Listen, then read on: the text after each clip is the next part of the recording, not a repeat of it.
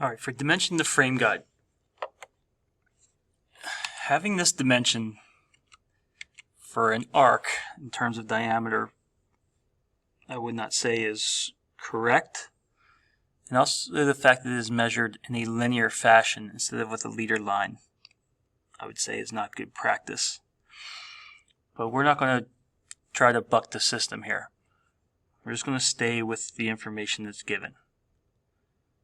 So we do need to tolerance this. My suggestion was to draw that diameter circle or radius in the whole number, either 19 or 38 for the diameter because it's within tolerance. So we're going to use the dimension that's given and we're going to come back and edit. We are going to add a diameter symbol and we are going to set the tolerance. The other dimensions really are pretty straightforward.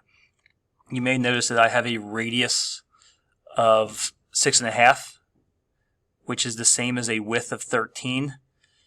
It all depends on how you dimension the distance to the center. We don't want to assume that a feature is centered. One other option, which I'll show you, is to put this at the bottom and then measure the 13 in terms of a linear width. Other than that, not too much else here varies.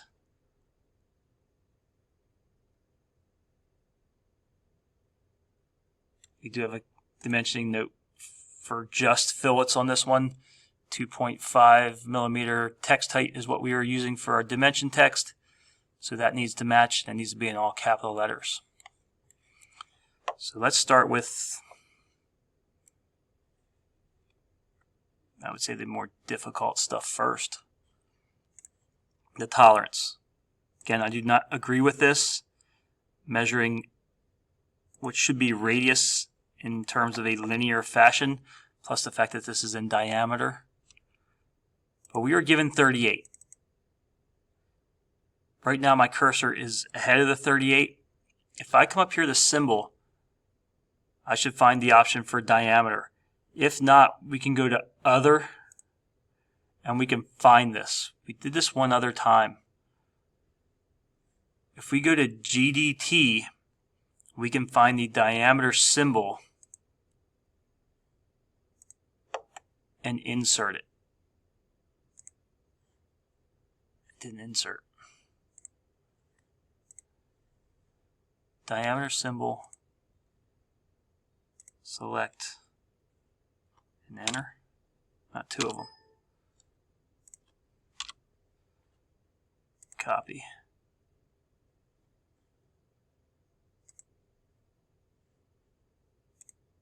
I'm not putting it in there.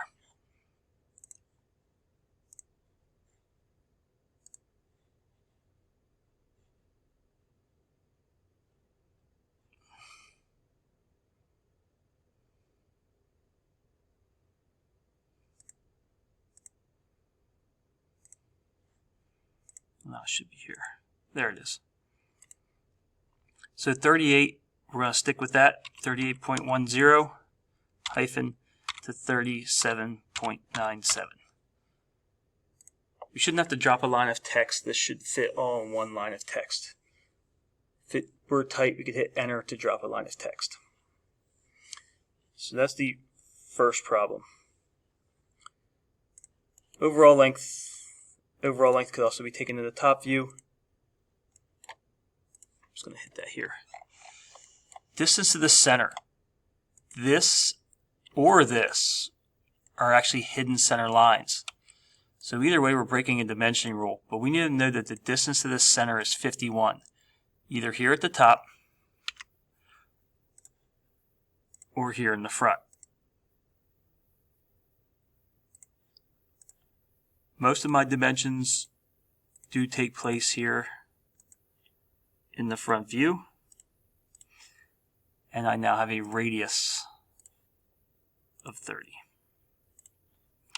So material thickness of 11, overall length. I can even do the overall height here, which would be preferred.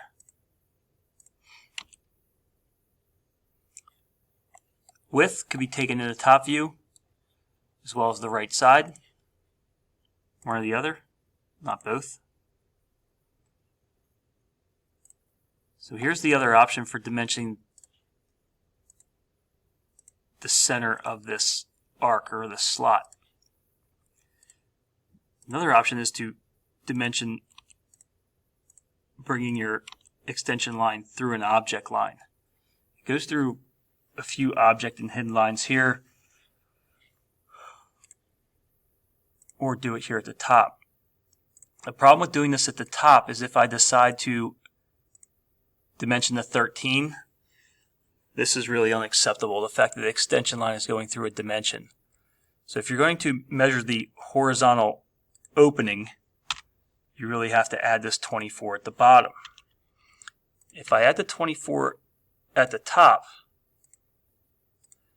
now I'm pretty much stuck with the fact that I have to measure the radius. Well, a radius of 13.5 is the same as a width or a diameter on this slot of 13.